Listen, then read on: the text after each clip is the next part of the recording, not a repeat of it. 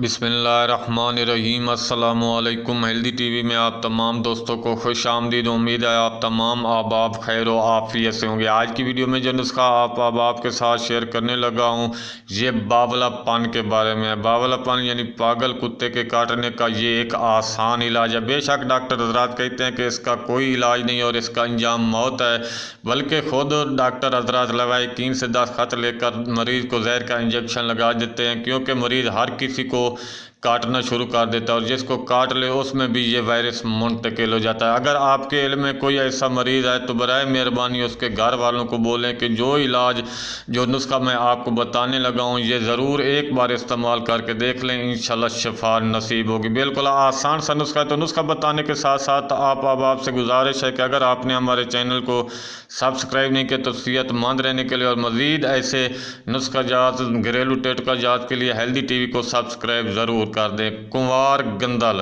पंजाबी में इसको कुंवार गंदल कहते हैं, कश्मीर की ज़बान में इसको कमाल गंदल बोलते हैं, क्योंकि ये कमाल की चीज़ है और बहुत सी बीमारियों में ये इस्तेमाल होती है और बहुत ही मुफीद बूटी है। पहचान के लिए इसकी तस्वीर लगा दी है। इस पौधे का एक पत्ता मरीज़ के आगे फेंक दें, वो खुद ही इसको खाना शुरू कर देगा। जो जो खाता जाएगा उसका पागलपन दूर होता जाएगा। बिल्कुल आसान सा नुस्खा है।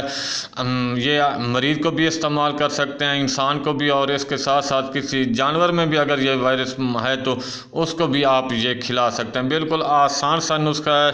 तो इस नुस्खे को सदका जारिया समझकर आगे शेयर कर दें। मिलते हैं अगली वीडियो में एक नए नुस्खे के साथ, एक नए टोटके के साथ, नई इन्फॉर्मेशन के साथ। तब तक के लिए अल्लाह हाफिज़।